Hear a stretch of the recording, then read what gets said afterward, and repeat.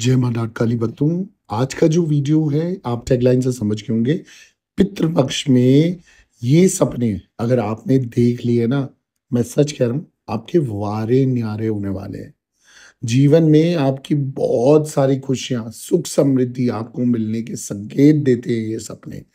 अब जैसे मैं अक्सर कुछ वीडियोस बनाए हैं मैंने पितृपक्ष को लेकर, अगर आप मेरे पिछले वीडियोस देखेंगे तो पितृपक्ष को लेकर, श्राद्ध को लेकर बहुत सारी जानकारी आपको मेरी प्लेलिस्ट के माध्यम से या वीडियोस के माध्यम से मिल जाएगी।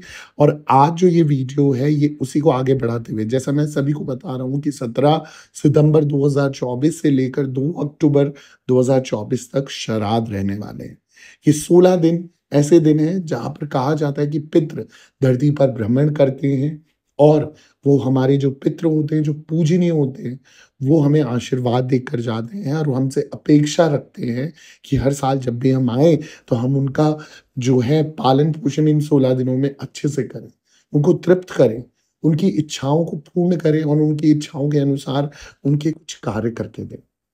ताकि वो हमें अगर आशीर्वाद दे देना, तो मैं गारंटी दे रहा हूँ अगर पितरों का आशीर्वाद आपके घर में है, आपको ना ही कोई शादी आपकी मनपसंद शादी करने से रोकता है, आपको रोक नहीं सकता। शादी अगर बंधन हो रहा है, शादियाँ नहीं हो रही घर पे, तो शादियाँ आराम से हो जाती हैं अगर पितरों का आशीर्वाद हो। बच्चे जिसके घर में नहीं हो रहे, वंश जिसके घर में नहीं बढ़ रहा है, वो वंश आराम से बढ़ जाता है और बच्चे पैदा होते हैं उस घर में, खूब सारे बच्चे पैदा होते हैं।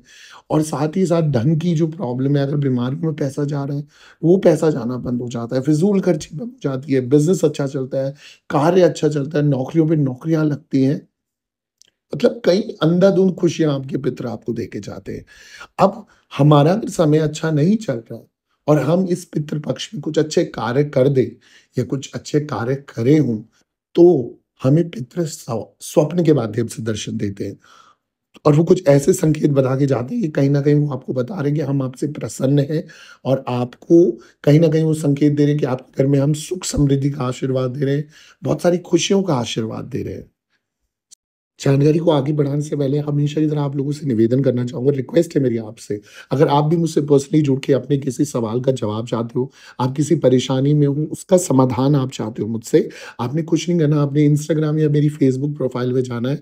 मेरी तीनों प्रोफाइल का नाम सेम है, जो मेरे यूट्यूब चैनल का नाम है, ऑफिशियल देवी भगवती शक्ति, जो नीचे ब्लिंक होता हुआ दिख रहा है आपको, इसी नाम से मेरा इंस्टाग्राम और फेसबुक प्रोफाइल है। वहाँ जाकर आप मुझे अपॉइंटमेंट लिख के मैसेज कीजिए। एक छोटी-सी अमाउंट पे करने के बाद आप अपॉइंटमेंट बुक कराइए, आपको समय दिया जाएगा, उस निर्धारित समय पे आप मुझसे बात कर सकते हैं। जो भी प्रॉब्लम होगी वो डिस्कस करके आपको मैं 101% गारंटी के साथ आपको समाधान दूँगा, आपकी प्रॉब्लम का सॉल्यूशन दूँगा। अब वीडियो को जल्दी से आगे बढ़ाते हुए कि पितृपक्ष जो है ना 2024 में, जैसा मैंने बताया कि ये 17 सितंबर 2024 से शुरू होगा और 2 अक्टूबर तक ये पितरों का श्राद्ध आप तर्पण वगैरह किया जाएगा, तिथि के अनुसार होगा, वो सबकी अपनी-अपनी पंचांग के अनुसार होता है। ऐसे में आज मैं आपको बताने जा रहा हूँ कि जो पितृ पक्ष के दौरान आपको सपने में कुछ खास स्थितियों में पितरों के दर्शन होते हैं ना, तो ये बहुत ही शुभ संकेत माना जाता है। ये सपने भविष्य में आपकी जो सुख समृद्धि और तरक्की को दर्शाते हैं, साथ ही सपने में आपकी कई समस्याओं को दूर होने का भी संकेत देते हैं। तो आइए जानते हो कौन से सपने हैं। तो सपने में सबसे पहली जो चीज़ है, अगर आपको ये सपने इस समय पे होते हैं, ये श्राद्धों में या पितृपक्ष में होते हैं, मतलब अक्सर हो सकते हैं ये। तो अगर किसी व्यक्ति को पितृपक्ष के दौरान पानी से जुड़े सपने आते हैं, जैसे नदी हो गया, तालाब हो गया, समुद्र हो गया, तो ये बहुत ही शुभ माना जाता है, शुभ सपना माना जाता है। इसका मतलब है कि पितृ आपसे खुश हैं और उनकी आत्मा संतुष्ट है। ये सपना बताता है कि आपके जीवन में ना सुख और समृद्धि आने वाली है। ठीक है? अब दूसरी जो चीज़ है, यानी कि दूसरा जो स्वप्न है या सपना है, वो है कि अगर पितृ पक्ष के दौरान अगर आपको सपने में कोई पूर्वज सफ़ेद कपड़ों में दिखाई देता है, तो ये भी बहुत ही शुभ सपना माना जाता है। ये सपना पितरों की संतुष्टि और आशीर्वाद का प्रतीक माना जाता है। ये सपना आपके पारिवारिक जीवन में सुख, समृद्धि और शांति लाता है।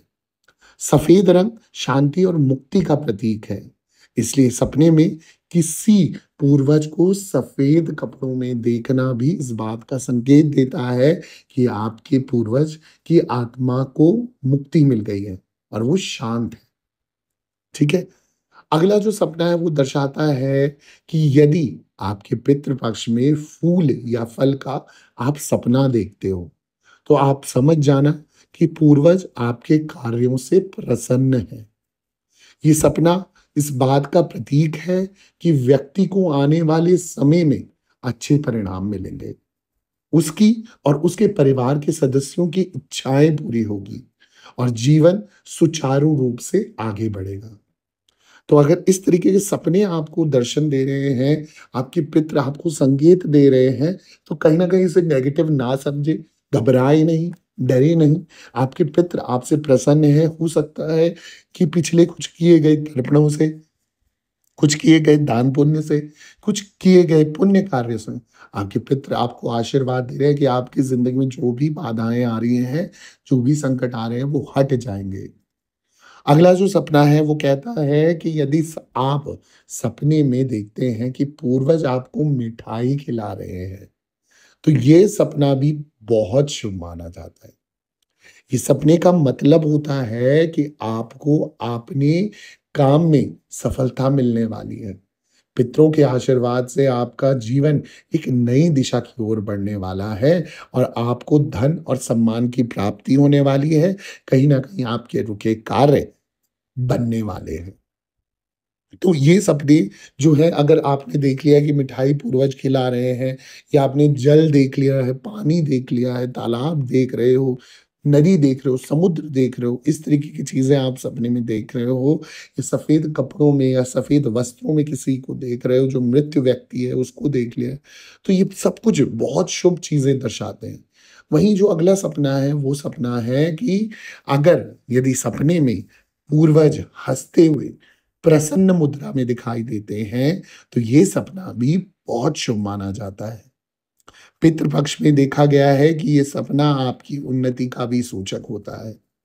इसका अर्थ है कि आप जीवन में जिस भी मार्ग पर आगे बढ़ रहे हो, वह सही मार्ग है और आपके पूर्वज भी आपकी कार्य में आपको सपोर्ट कर रहे हैं और आपसे प्रसन्न हैं।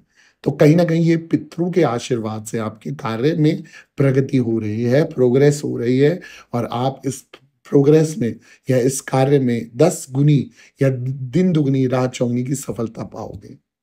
तो हुआ ना, मतलब सोने पे सुहागा हो रहा है कि कहीं न कहीं अगर पितरों का दर्शन श्राद्धों में हो जाए तो ये अत्यंत शुभकारी कहा जाता है। इससे घबराना नहीं चाहिए बल्कि इसको ध्यान रखते हुए पितरों के नाम का इन 16 दिन लगातार आपके घर का कोई बड़ा व्यक्ति, पुरुष अगर है तो बहुत अच्छी बात है, वरना बड़ा बेटा, अगर बड़ा बेटा है तो बड़ा बेटा, बड़ा मतलब पिताजी, ताऊजी या दादाजी हैं अगर जॉइंट फैमिली में रहते हो, उनके माध्यम से मंदिर में जाके ब्राह्मणों को भोज करा सकते हो या घर पे बुला के भोज करा सकते हो। यथाशक्ति उनको दक्षिणा दे सकते हो या मंदिर में जाके आजकल ब्राह्मणों को आप भोज की जो भी सामग्री है, वो आप उनको दान कर सकते हो। वस्त्र दान कर सकते हो, सफ़ेद वस्त्र दान कर सकते हो। 5 चीज़ें आप पितरों के नाम से दान कर सकते हो। अगर आप इस तरीके से पितरों का दान पुण्य करते हो ना, या पितरों के नाम का दान पुण्य करते हो, मैं 100% गारंटी दे रहा हूँ, अगर जीवन में कोई भी विफलता आपके आगे है, तो साल भर में वो विफलता या वो असफलता सफलता में कन्वर्ट हो जाएगी। कितनी भी नकारात्मकता है, वो साल भर में सकारात्मक ऊर्जा के संचार के साथ बढ़ जाएगी। पितरों का वास आप उनसे प्रार्थना कीजिए कि हर साल इस पितृ पक्ष में, इस श्राद्ध पक्ष में आप हमारे घर में विराजमान रहिए 16 दिन तक। इस घर की जो स्थिति है, जो जो परेशानियाँ हैं, उनका उनको देखिए आप और उनसे निवेदन कीजिए कि इनसे हमें निवारण दीजिए। जो भी इच्छा है आपकी, बच्चे नहीं हो रहे हैं, शादी नहीं हो रही है, नौकरी नहीं लग रही, झगड़ा बहुत रहता है, दवाई बहुत आती है घर में और कोई अचानक से व्यक्ति कोई रोगी बन गया है, रिपोर्ट्स उसकी ठीक नहीं आ रही, सब चीज़ों का निवारण पितर आपका कर सकते हैं। आप उनसे प्रार्थना करके देखिए, साल भर के अंदर वो चीज़ें ठीक हो जाएँगी, यानी कि श्राद्ध आने नेक्स्ट जो अगला श्राद्ध आने से पहले-पहले वो कार्य में संबंध जो है संपन्नता आ जाएगी। तो कोई दिक्कत नहीं पड़ेगी आपको, अगर इस विधि से आप चलते हो। मैं आशा करता हूँ आपको मेरे पितृपक्ष के वीडियोस अच्छे लग रहे होंगे ना, और भी जानकारियाँ लेनी मेरी पिछली पितृपक्ष की वीडियोस प्लेलिस्ट में आप सर्च कीजिए, आपको बहुत सारी जानकारियाँ पितृपक्ष को लेकर मिल जाएँगी।